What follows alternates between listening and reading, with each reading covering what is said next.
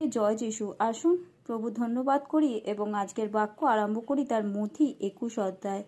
পাঠের আরম্ভ এইরূপ। পরে যখন তাহারা জেরুসালেমের নিকটবর্তী হইয়া জৈতন পর্বতে বৈতফগী গ্রামে আসিলেন, তখন যিশু 2 জন শিষ্যকে পাঠাইয়া দিলেন। তাহাদিগকে বলিলেন, তোমাদের সম্মুখে ওই গ্রামে যাও। অমনি দেখিতে পাইবে একটি গর্দভী বাঁধা আছে, আর তাহার সঙ্গে একটি বৎস খুলিয়া আমার নিকটে আনো।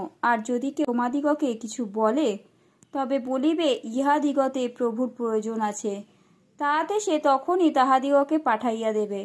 এইরূপ ঘটিল যেন ভাববাদী দ্বারা কথিত এই বাক্য পূর্ণ হয়, তোমরা সিয়ন কন্যাকে বলো, দেখো তোমার রাজা তোমার কাছে আসিতেছেন, তিনি মৃদুশীল ও গর্দভের ওপরে উপবিষ্ট এবং শাবকের ও গর্দভ বৎসপের উপরে উপবিষ্ট। পরে ওই শিষ্যেরা গিয়া যিশুর আজ্ঞা অনুসারে কার্য করিলেন। গর্দভটিকে ও শাবকটিকে আনিলেন এবং তাহাদের উপরে আপনাদের বস্ত্র পাতিয়া দিলেন, আর তিনি তাহাদের ওপরে বসিলেন। আর ভিড়ের মধ্যে অধিকাংশ লোক আপন আপন বস্ত্র পথে পাতিয়া দিল, এবং অন্য অন্য লোক গাছের ডাল কাটাইয়া পথে ছড়াইয়া দিল। আর যে সকল লোক তাহার অগ্রপশ্চাৎ যাইতেছিল, তাহারা চেঁচাইয়া বলিতে লাগিল, হোসান্না দাউদ সন্তান, ধন্য যিনি প্রভুর নামে আসিতেছেন, ঊর্ধ্বলোকে হোসান্না। আর তিনি জেরুসালেমে প্রবেশ করিলে নগরময় হুলস্থুল পড়িয়া গেল। সকলে কহিল, উনি কে? তাহাতে লোকসমূহ কহিল, উনি সেই ভাববাদী গালিলের নাসরীয় যিশু। পরে যিশু ঈশ্বরের ধর্মধামে প্রবেশ করিলেন, এবং যত লোক ধর্মধামে ক্রয় বিক্রয় করিতেছিল, সেই সকলকে বাহির করিয়া দিলেন, এবং পোদ্দারদের মেজ ও যাহারা কপট বিক্রয় করিতেছিল তাহাদের আসন সকল উল্টাইয়া ফেলিলেন। আর তাহাদিগকে কহিলেন, লেখা আছে, আমার গৃহ প্রার্থনা গৃহ বলিয়া আখ্যাত হইবে, কিন্তু তোমরা ইহা দস্যুগণের গহ্বর করিতেছ। পরে অন্ধেরা ও খঞ্জেরা ধর্মধামে তাহার নিকট আসিল, আর তিনি তাহাদিগকে সুস্থ করিলেন। কিন্তু প্রধান যাজকগণ ও অধ্যাপকেরা তাহার কৃত আশ্চর্য ক্রিয়া সকল দেখিয়া, আর যে বালকেরা হোসান্না দাউদ সন্তান বলিয়া ধর্মধামে চেঁচাইতেছিল, তাহাদিগকে দেখিয়া রুষ্ট হইল, এবং তাহাকে কহিল, শুনিতেছ ইহারা কি বলিতেছে? যিশু তাহাদিগকে কহিলেন, হ্যাঁ, তোমরা কি কখনো পাঠ করো নাই যে, তুমি শিশু ও দুগ্ধ পশুদের মুখ হইতে স্তব সম্পূর্ণ করিয়াছ? পরে তিনি তাহাদিগকে ছাড়িয়া নগরের বাইরে বৈথনিয়ায় গেলেন, আর সেই স্থানে রাত্রি যাপন করলেন। প্রাতকালে নগরে ফিরিয়া যাইবার সময় তিনি ক্ষুধিত হইলেন। পথের পাশে একটা ডুমুর গাছ দেখিয়া তিনি তাহার নিকটে গেলেন, এবং পত্র বিনা আর কিছুই দেখিতে পাইলেন না। তখন তিনি গাছটিকে কহিলেন, আর কখনো তোমাতে ফল না ধরুক। আর হঠাৎ সেই ডুমুর গাছটা শুকাইয়া গেল। তাহা দেখিয়া শিষ্যেরা আশ্চর্য জ্ঞান করিয়া কহিলেন, ডুমুর গাছটা হঠাৎ শুকাইয়া গেল কিরূপে?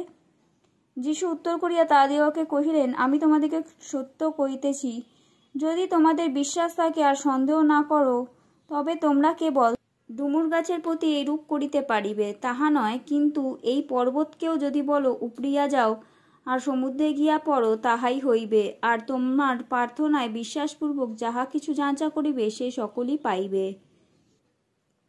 যিশু জেরুসালেমে শিক্ষা দেন। যিশুর ক্ষমতা বিষয়ক শিক্ষা। পরে তিনি ধর্মধামে আসিলে পর তাহার উপদেশ দিবার সময় প্রধান যাজকেরা ও লোকেদের প্রাচীন বর্গ নিকটে আসিয়া বলিল, তুমি কি ক্ষমতায় এই সকল করিতেছ? আর কেই বা তোমাকে এই ক্ষমতা দিয়েছে? যিশু উত্তর করিয়া তাহাদিগকে কহিলেন, আমিও তোমাদিগকে একটি কথা জিজ্ঞাসা করিব, তাহা যদি আমাকে বলো, তবে কি ক্ষমতায় এই সকল করিতেছি, তাহা আমিও তোমাদিগকে বলিব। যোহনের বাপ্তিস্ম কোথা হইতে হইয়াছিল, স্বর্গ হইতে না মনুষ্য হইতে? তখন তাহারা পরস্পর তর্ক করিয়া বলিল, যদি বলি স্বর্গ হইতে, তাহা হইলে এ আমাদিগকে বলিবে, তবে তোমরা তাহাকে বিশ্বাস করো নাই কেন?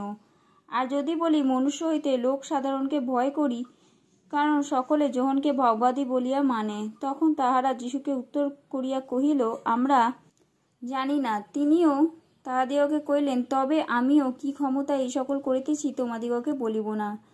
কিন্তু তোমাদের কেমন বোধ হয়? এক ব্যক্তির 2 পুত্র ছিল। তিনি প্রথম জনের নিকটে গিয়া কহিলেন, বৎস যাও, আজ রাখা খেতে কর্ম করো। সে উত্তর করিল, আমার ইচ্ছা নাই। শেষে অনুশোচনা করিয়া গেল।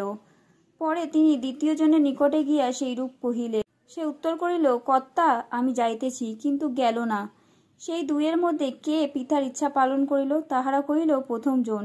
যীশু তাহাদিগকে কহিলেন, আমি তোমাদিগকে সত্য কহিতেছি, করগাহী ও বেশ্যারা তোমাদের অগ্রে ঈশ্বরের রাজ্যে প্রবেশ করিতেছে। কেননা যোহন ধার্মিকতার পথ দিয়া তোমাদের নিকটে আসিলেন, আর তোমরা তাহাকে বিশ্বাস করিলে না, কিন্তু করগ্রাহী বেশ্যারা তাহাকে বিশ্বাস করিল, আর তোমরা তাহা দেখিয়া শেষেও এরূপ অনুশোচনা করিলে না যে তাহাকে বিশ্বাস করিবে। গৃহকর্তা ও কৃষকদের দৃষ্টান্ত। আর একটি দৃষ্টান্ত শোনো। একজন গৃহকর্তা ছিলেন, তিনি দ্রাক্ষার ক্ষেত্র করিয়া তাহার চারিদিকে বেড়া দিলেন ও তাহার মধ্যে দাকাখুন্ডু খনন করিলেন এবং গৃহ নির্মাণ করিলেন। পরে কৃষকদিগকে তাহা জমা দিয়া অন্য দেশে চলিয়া গেলেন। আর ফলের সময় সন্নিকট হইলে তিনি আপন ফল গ্রহণ করিবার জন্য কৃষকদের নিকটে নিজ দাসদিগকে প্রেরণ করিলেন। তখন কৃষকেরা তাহার দাসদিগকে ধরিয়া কাহাকেও প্রহার করিল, কাহাকেও বধ করিল, কাহাকেও পাথর মারিল। আবার তিনি পূর্বাপেক্ষা আরও অনেক দাস প্রেরণ করিলেন, তাহাদের প্রতিও তাহারা সেই মতো ব্যবহার করিল।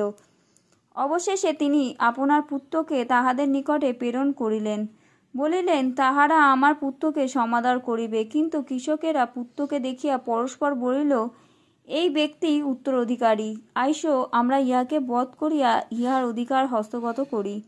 পরে তাহারা তাহাকে ধরিয়া দাক্ষাক্ষেত্রের বাইরে ফেলিয়া বধ করিল। অতএব দাক্ষাক্ষেত্রের কর্তা যখন আসিবেন, তখন সেই কৃষকদিগকে কি করবেন?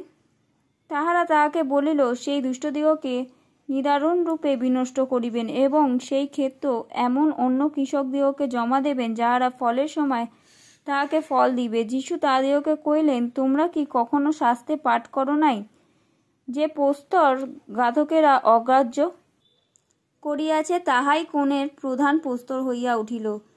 ইহা প্রভু হইতেই হইয়াছে। ইহা আমাদের দৃষ্টিতে অদ্ভুত। এই জন্যই আমি তোমাদিগকে কহিতেছি, তোমাদের নিকট হইতে ঈশ্বরের রাজ্য কাড়িয়া লইয়া যাইবে এবং এমন এক জাতিকে দেওয়া যাইবে, যে জাতি তাহার ফল দেবে। আর এই প্রস্তরের ওপরে যে পড়িবে সে ভগ্ন হইবে, কিন্তু এই প্রস্তর যাহার ওপরে পড়িবে তাহাকে চুরমার করিয়া ফেলিবে।